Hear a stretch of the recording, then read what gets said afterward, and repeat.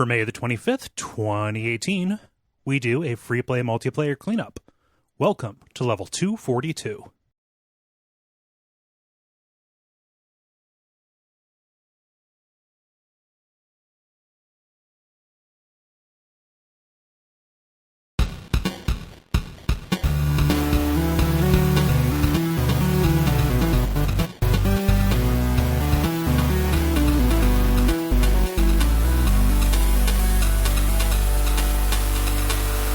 My name is Cole Ross.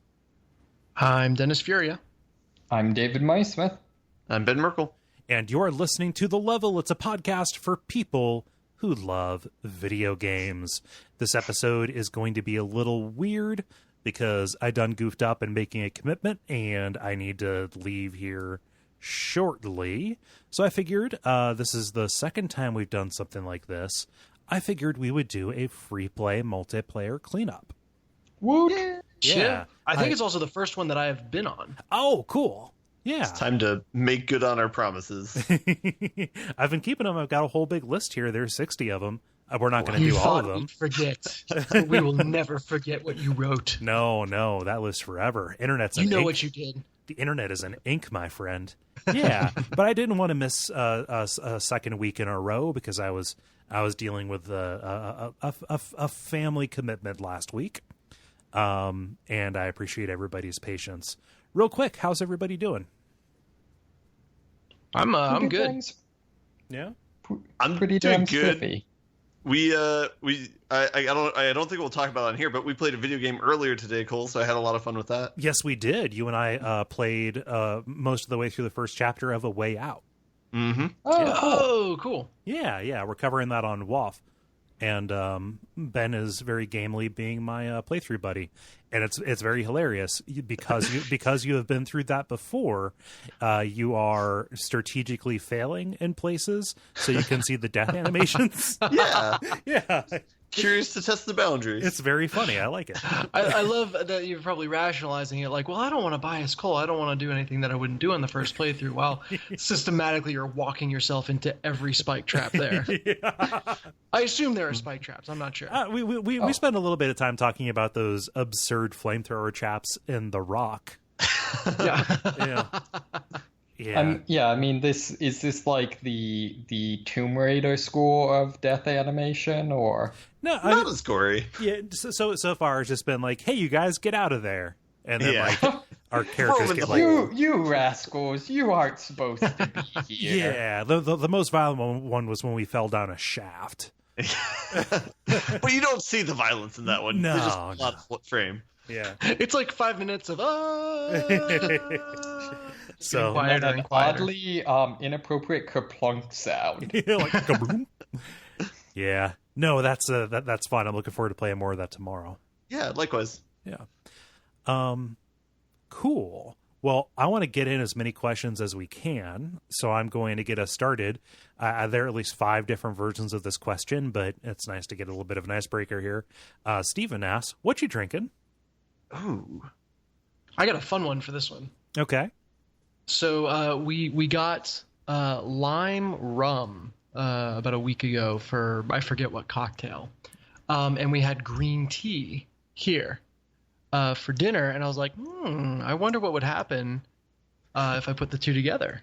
Oh. And it is delicious, and it does not taste alcoholic in the slightest. Huh. Dangerous. So it is a dangerous drink. Yeah. Is this a sweetened green tea, or is this just a regular ass green tea? This happens to be a sweetened one, and I don't know how it made its way into the house, because normally, like, to sneak sugar into the house past Jen is very difficult to do. Like, there's a force field that just repels it. But but she brought this home, was drinking it. I was like, I got an idea. Yeah. And we agreed that it was delicious and dangerous. As a side note, lime rum is not an acceptable replacement for lime and roses sweetened lime juice. I will judge you for that. Judge away. I'm too drunk to know. Not saying that's what happened. Just saying, in case. Yeah. That is where I draw my hipster line. Yeah. So is that the idea that you like, if you wanted to make a quote unquote proper Cuba Libre, like this needs to be a rum and coke with lime, the lime and the rum would actually make it, that would bring the flavor to it? Or I think more. You feel like you need to make Cuba Libre just a little bit more capitalist. A little less Libre. Yeah, can I prepackage this? Yeah. No, I think we need to know the name of this cocktail you've made, Dennis. Give me a second to think about it, and I'll let you know. I'm just going to blurt it out at some point during the show. Okay, I've got mine, but I don't want to bias yours. Yeah. What are you drinking, Ben? So I was on the last of my coffee beans, so I ground them up very finely, and so I have a very small amount of very acidic coffee that I drank, and I had a Tums to follow that up. Nice. So, yeah. You should have ground up the Tums with it. That's a good idea. Yeah. Hindsight 2020. David? So I actually haven't been drinking much alcohol, although I've been trying to eat more healthy, reduce my sugar intake, and I discovered that kombucha is a thing. Okay. In my attempt to eliminate my daily soda ration. Right. So I know, I feel like that's maybe one of the most like California things that I could possibly do. Yeah, that town is changing you. Yes. It's not that thing. I just technically alcoholic though. Yeah. Yeah. Oh, good point. Good point. Okay, so I guess I am technically drinking alcohol. Yeah, it's a living beverage. All right, Cole. I'm going to call it the Green Party. Okay. I was going to call it the Filthy Monk. But the Green Party is very good. I do not overrule yours. I could not overrule yours, but Green Party is quite good. I've had a little bit of a tummy rumble, but I wanted to get a little bit loose, so I have I'm trying out a Goose Island IPA. So, yeah, hard to go wrong with those. Yeah. Well, you get 15 of them in a case or in a in a pack. So hey, sign me up. They made so many, it can't be bad. It's just it tastes like a mid-range IPA. Like that's fine. I don't know. I mean, geese are maybe one of nature's most evil creatures. Probably only surpassed by cats. Right. Yeah, but it's made with real geese, so he's punishing them. Yeah. Okay. Yeah, it's I full. can get behind this. Full of at least 15 of them died for that case. At least just nutritious goose squeezins. It's like, the I ate the worm T-shirt. You have an I ate the goose T-shirt. Yeah. It's a long neck. How'd they fit it into the bottle? Paul writes a question that I think is very good that I'll put to the group here. Would you rather be forbidden to ever play any game with a 90 or better on Metacritic, or be forbidden to play any game with an 89 or below? Okay, so you can only play games in the top 10 percentile of critical consensus rankings, or you can only play games from the other 90%. This one's easy for me. I would rather be forbidden to play anything in the top 10 percentile. No question. Is that right? Okay. Yeah. I was going the other direction because I frequently riff on the theme, and I'm sure I've said it on the show, that there's more like truly worthwhile content out there than you could ever get to in a Lifeline. Mm-hmm. Like if you only focus on the stuff that's like really mind-blowing, you'd still have too much to ever get to. Yeah. So I almost feel like just going to the top end of the spectrum to narrow things down for me, and trusting that will not result in me ever lacking for stuff to play. Yeah. Go ahead. I feel like the one thing that like gives me pause is that I've noticed that there is definitely a different scale for indie games and AAA games. Okay. Yeah, that is in that like I think like just about the only AAA game I would miss if I went with the higher range is Destiny 2. Whereas there's a a ton of indie games that are good games that have lower than what was it? Was it 90 was the cutoff? I'm sorry. Basically, yeah, it was 90. So 90 and above, or 89 and below. Right. So I guess what I'm saying is like there's definitely a thing where pretty much any halfway decent like AAA game is going to be at least a 90, whereas the same is not necessarily true for indie. So, ooh, there's a question. Do you use Metascore or user score? Is it different?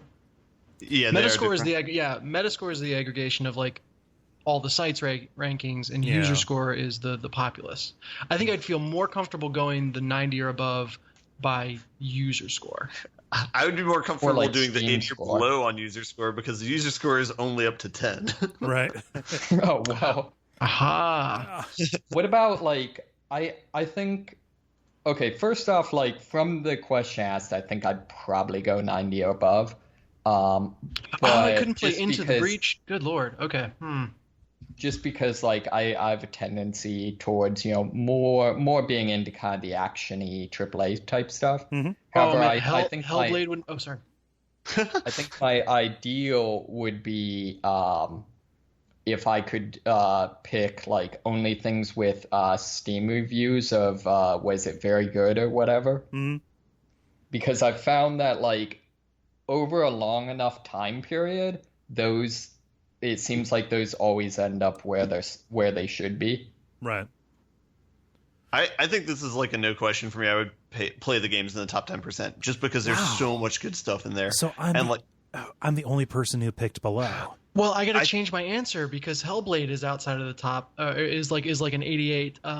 Into the Breach is an 89. Yeah. See, and that's what I'm talking about. That's the sort of thing where like if those were AAA games, there's no question they would be in the top 10. I mean, I guess Hellblade is what kind of semi-borderline AAA, right? Bigger Double A. studio, like Ninja Theory, former first party. Ben, I'm sorry I interrupted you. You were leading up to something. Yeah. I think that if it was like maybe like 95 and above or something like that, it would be a tougher question. But like pretty much any game that was like, oh, that was like the best game of that year or something like that, it seems like all of those are 90 or above. Yeah. Yeah, and I would say for me, like, there's a lot of fun also in, playing the games that are kind of the meta right now in terms of like, like playing Monster Hunter World when like everyone was playing Monster Hunter World was fun. And I feel like those sorts of games tend to more be the kind of AAA, high, 9s and 10s. But here's the thing. Looking at new releases, God of War is the only game over 90. And pretty much everything else that's come out recently, including really incredible stuff, is like in the mid to high 80s range. So I'm going to use the same argument I used earlier, just in a different way, and say there's so much good stuff out there I can cut off the top 10%, and still be able to get mind-blowing, amazing stuff. Yeah. So I want interesting failures, like the reviews that Metacritic would pull from, if we're assuming that it is the Metascore and not the user score or what have you. They're almost going to be like picking for whatever is kind of state of the art or something part of a big series, or like things that are like fashionably in vogue. I need those flawed gems. And I think you're though underestimating that this could be your way to escape abject suffering. but I like doing abject suffering a lot. Well, playing the games is by far the least good part of that. But that's just your penance. Yeah. There's some weird things where it's like, if you take the top 10%, you could play The Witcher, but you couldn't play the expansion of The Witcher. Oh, jeez. Yeah. You couldn't play the original Mass Effect, but you could play the sequel. Yeah. Yeah. Yeah.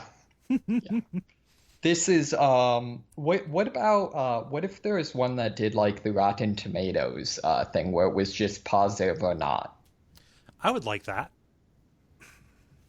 Yeah, I think that would work. Yeah. There, we've inserted our own rules into your question and found the perfect answer. Yep. We got an hour, right? So yeah, we should probably go on. That was a pretty meaty one. Question number 2. One, yeah. Yeah. Let's see here. I'm going to get away from the would you rathers and say here's one that's kind of a little bit alienating to Ben, but I need to I need to bring it out anyway 'cause it's been a while since we've done this.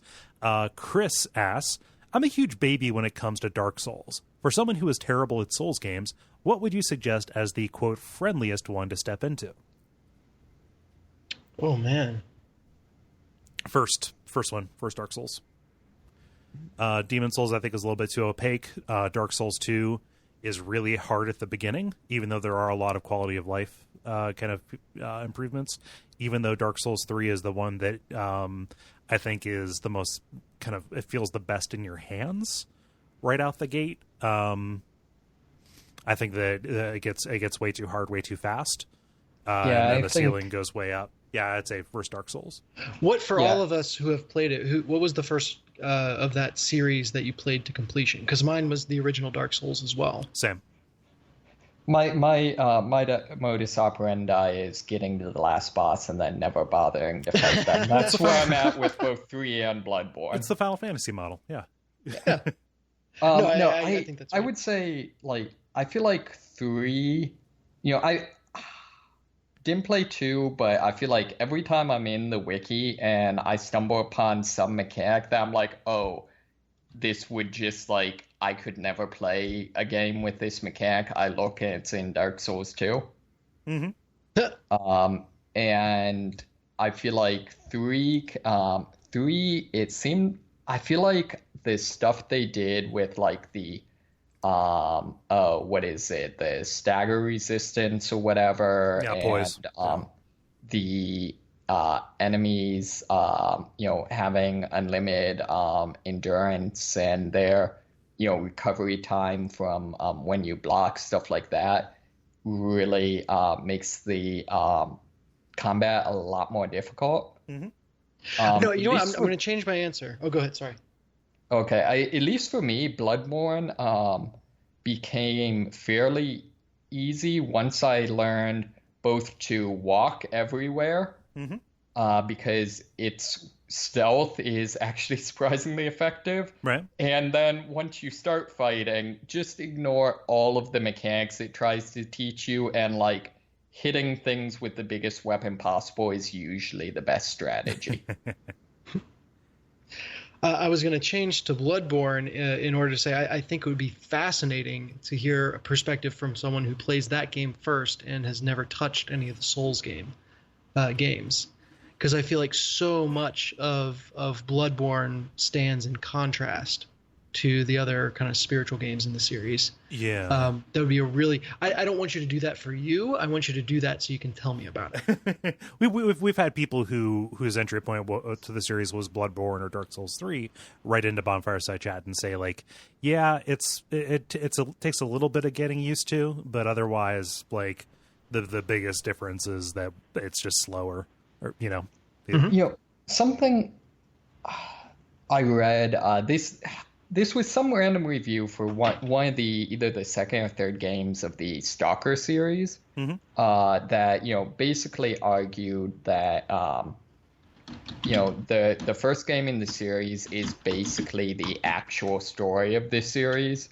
The second game is basically everything leading up to everything that matters, and the third game is everything that comes after, like, all the consequences of everything you do in the first game. And so kind of arguing that to a certain degree, like, the first one is the story that the setting was really set up to tell. And it seems like there's sort of some truth to that for the Souls series. Yeah, I mean, the first one has the best overall holistic story, by the values that people judge Souls game stories, it is the best one. Yeah, that does apply, I think. Yeah. I have no opinion on the matter. Well, because you have no opinion, I'm gonna hit you, Ben, first with a would you rather, and we can all answer this afterwards. Okay. Dennis had to step away, so we may need to reiterate this when he gets back. Would you rather? This is from Steven. Would you rather play with your mouse or joystick inverted, or whichever one you don't like? So if you play with it inverted, playing with it normal or non-inverted, or would you rather play southpaw, i.e., the joysticks on a gamepad are switched, or you use your mouse in the opposite hand? Oh man, I think I would try the inverted before I would try the southpaw. That sounds too hard. You at least accidentally play inverted sometimes, so sometimes you can get used to it, or sometimes in certain contexts. So I'm the non-inverted, so sometimes like things have to be inverted, like with like playing games or something like that, and it makes sense there. Mm-hmm. So I think I could make that transition easier. For sake of argument, are any of us southpaws? I'm left-handed. I play sports left-handed, but I like write and do everything else right-handed. So go figure that out. The opposite of that. That's interesting. Oh, weird. Huh. So I think I would probably go with the southpaw, because inverted controls on anything that's not Flight Simulator are an abomination to nature. And more seriously, at least I would be getting some dexterity training so that I get my +2 to offhand attack. Okay, yeah. I mean, for me, it would be inverted. I currently play everything normal, up is up and down is down. That seems like a simpler rewire than teaching my left hand to do something it is not used to doing. What do you... Yeah, I'm with you on that.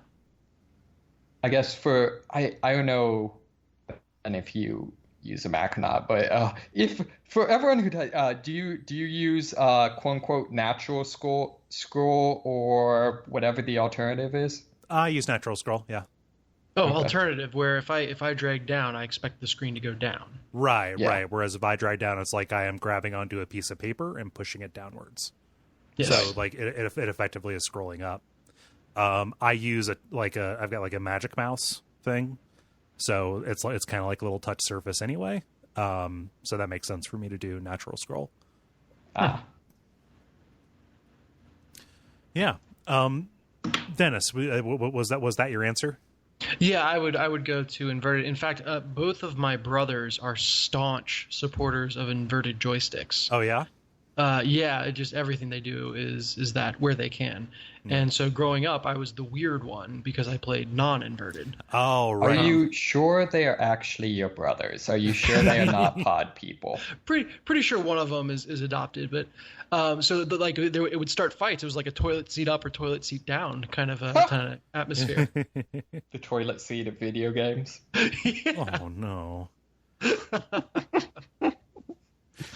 No, that's an VR headset. Oh no! Why do you do this violence to me, Dennis?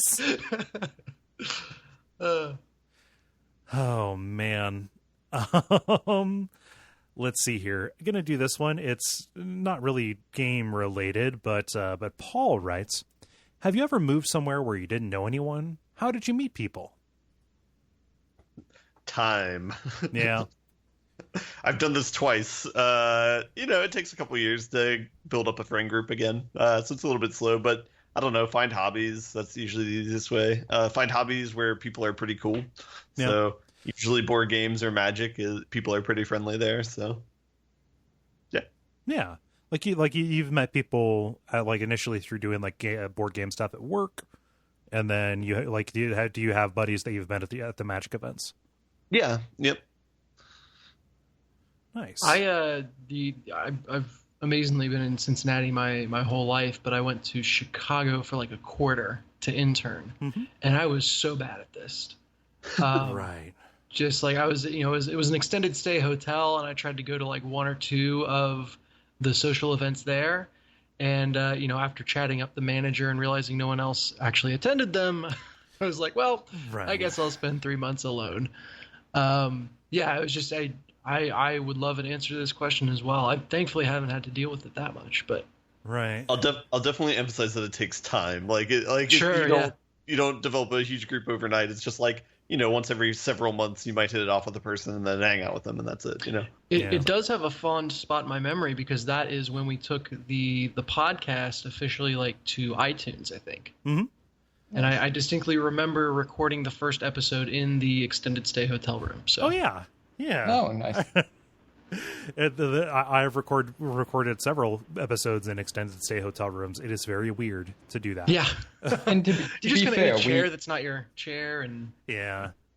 we have established, though, that Dennis's superpower is, hotel Wi-Fi. Yeah, you've been really lucky with hotel. It's you and then Autumn Greer.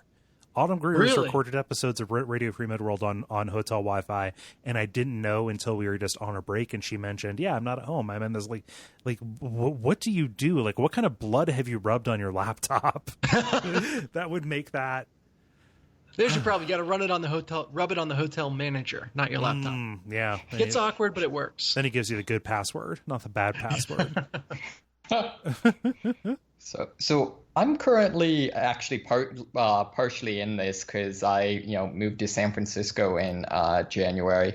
So I'm partway through. I don't know. My go-to has just been starting doing random martial arts and church.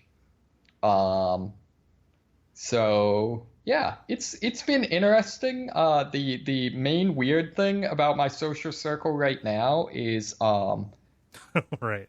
pretty much no one outside of work that I have much social engagement with actually speaks English.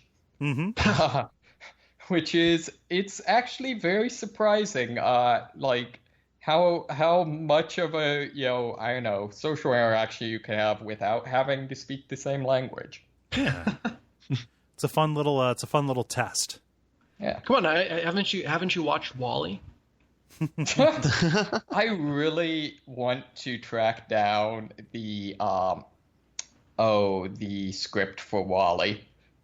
It's a post-it. That must have been hellish. Fun side note, a fun fact about that movie is they usually give a certain budget to the people making the movie to be do research or whatever. So for Ratatouille, they used it to go to Paris to explore and take pictures. They went to South America when they did Up. For Wall-E, they literally just hired really good screenwriters and were help us write the first 15, 20 minutes of this movie. Oh, nice. Yeah. I didn't realize apparently Pixar is right next to, or not literally next to, but right in the same areas where I work. Oh. So apparently a bunch of their movies make references to the various hole in the wall restaurants and stuff around. That's fun. Now I need to actually watch more of those movies. They're fine.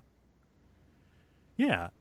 This one will be fun to dance around. Jonathan asks, a lot of games have bad or unsatisfactory endings.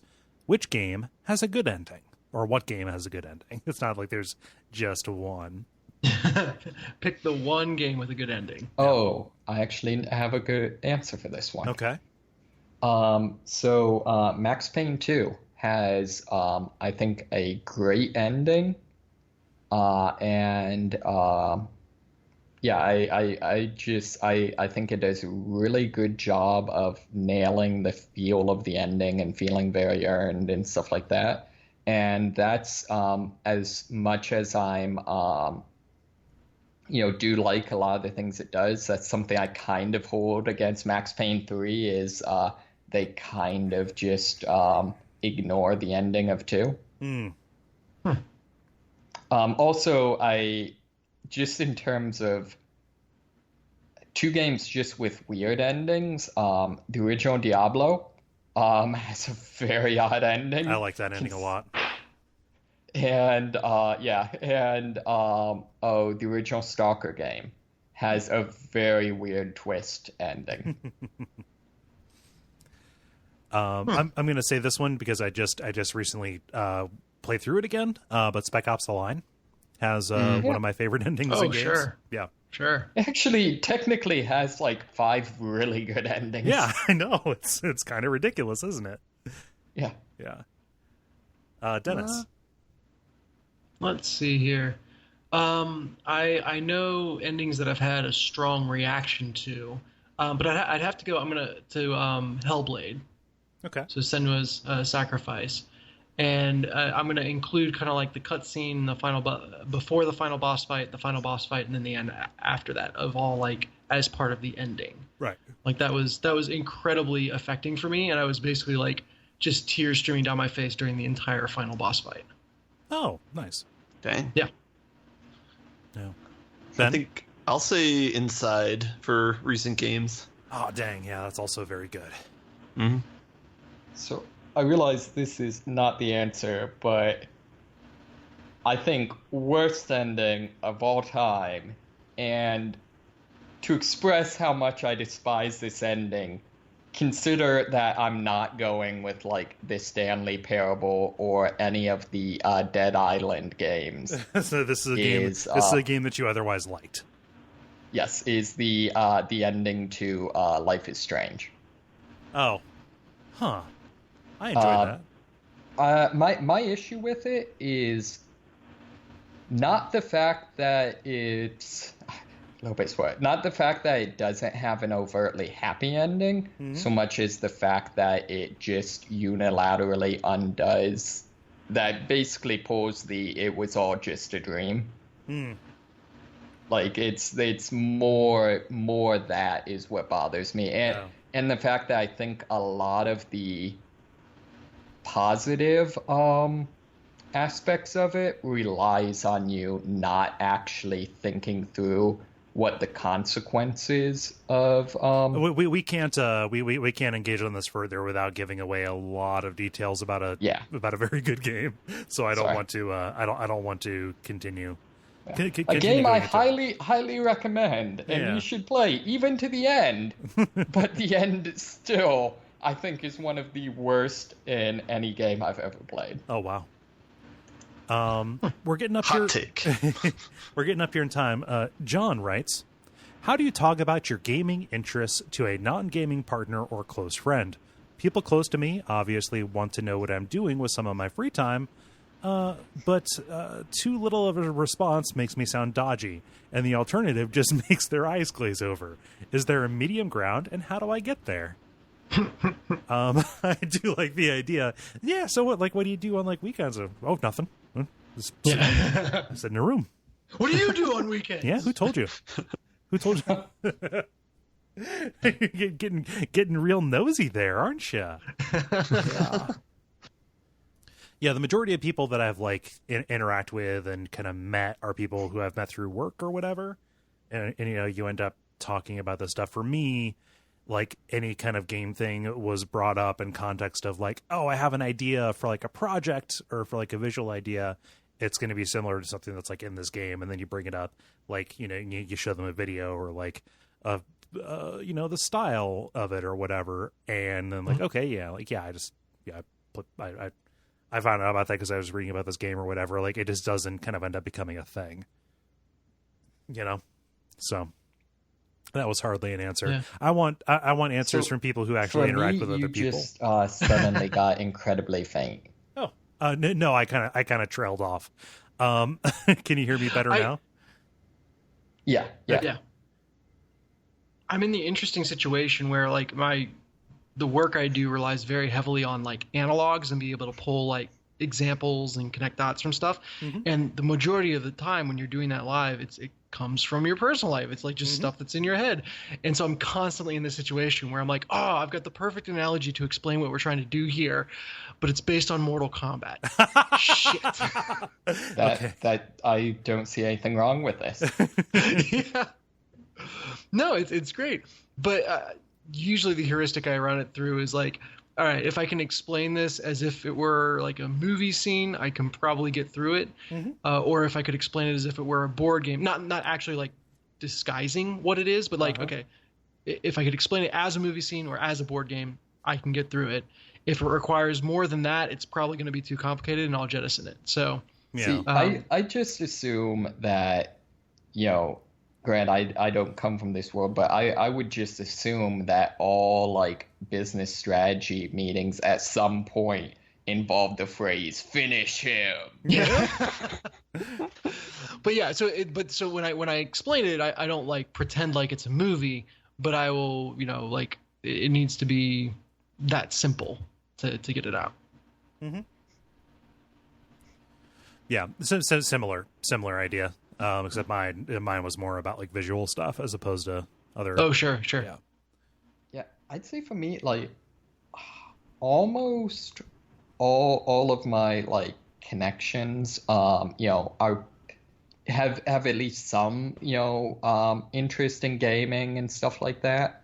Probably for me, like the biggest thing that is a frustration for me is getting my talking with my father about it. Mm-hmm.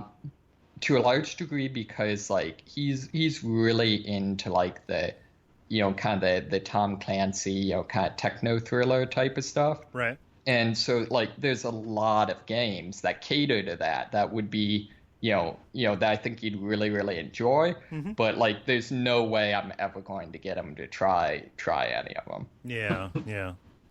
So it's like one... at Alpha Protocol, for example, would be right up his alley. Right. No one can replicate this, but actually I find like, oh yeah, I do a podcast about it is an excuse to talk about it as much as I want.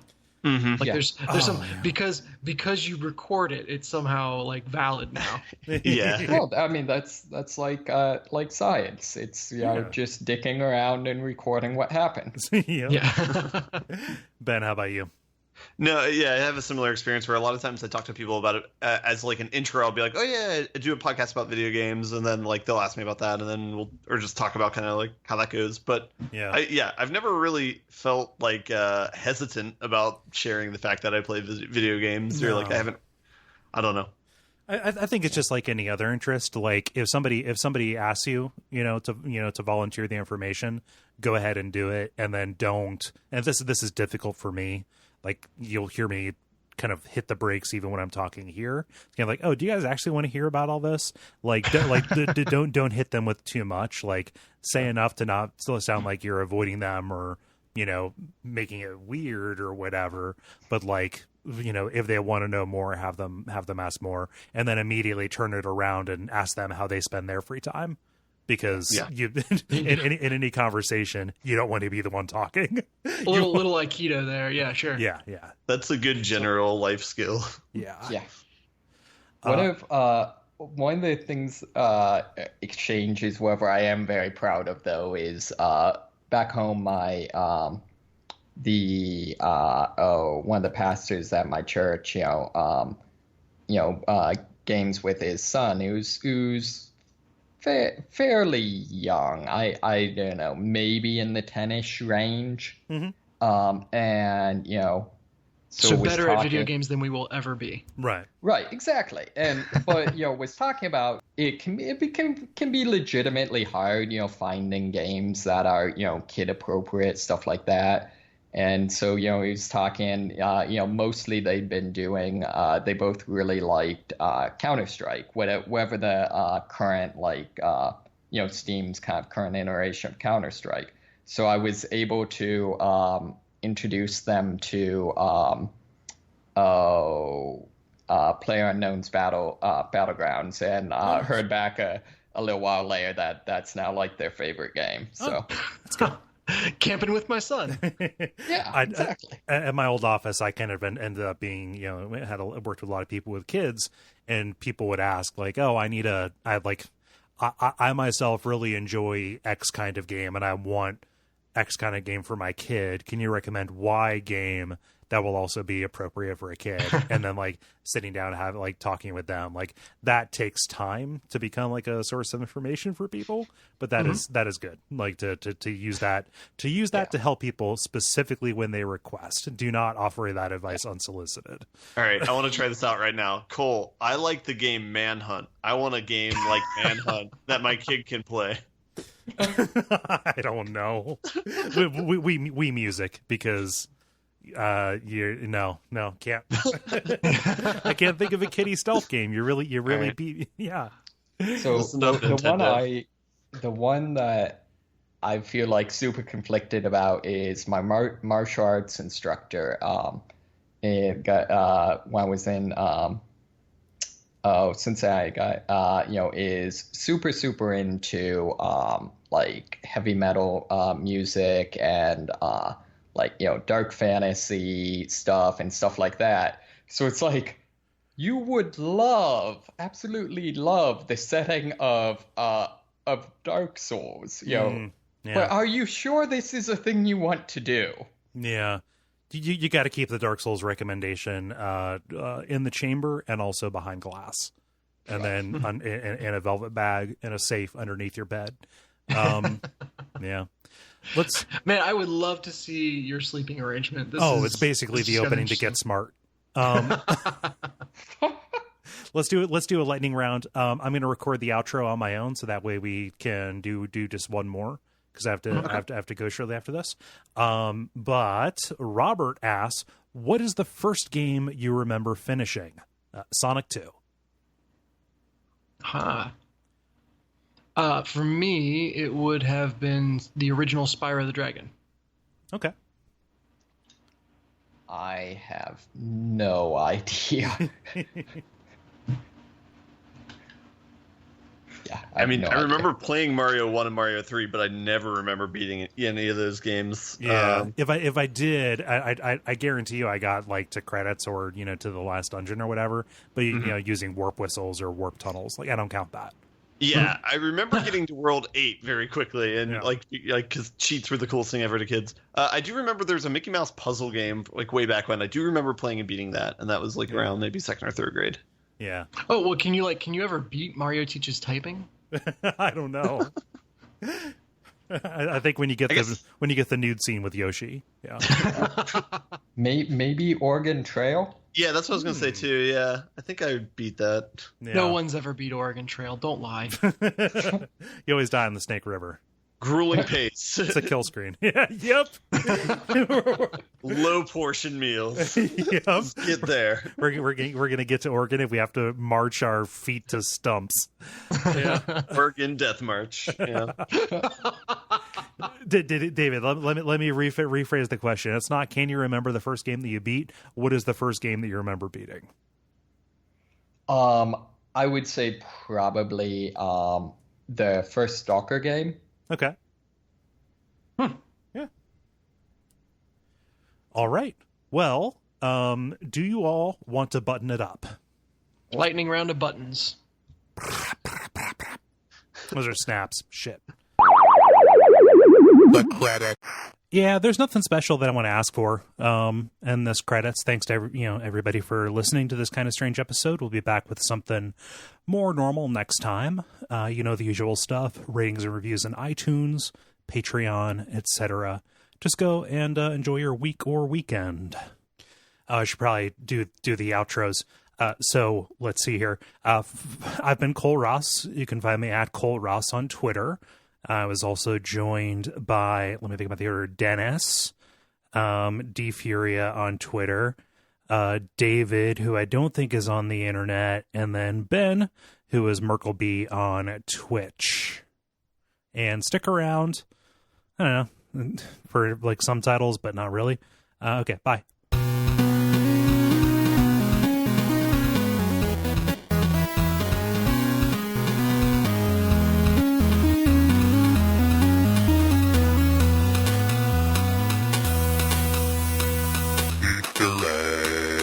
Snaps are really just lightning round buttons.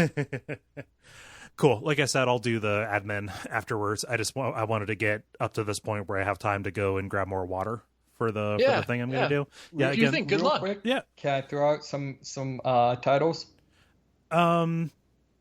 Yeah. Okay. I had Hipster Line, Cuba Libre, a little less Libre, Grueling Pace, and Lightning Snaps. Lightning snaps. Or lightning, whatever. What we lightning just buttons. said. Yeah. I didn't keep any down because I just wanted to label this as Sure. free play. Yeah, Okay, I didn't keep completely any, but there was appropriate. like 6 in the last 3 minutes. So just like hit 15 seconds back a couple times and then pick. Then you're good. Cool, guys. Thank you. We'll have a more regular thing next week. Yeah. Cool. Yeah. Good luck again. Yeah, thanks.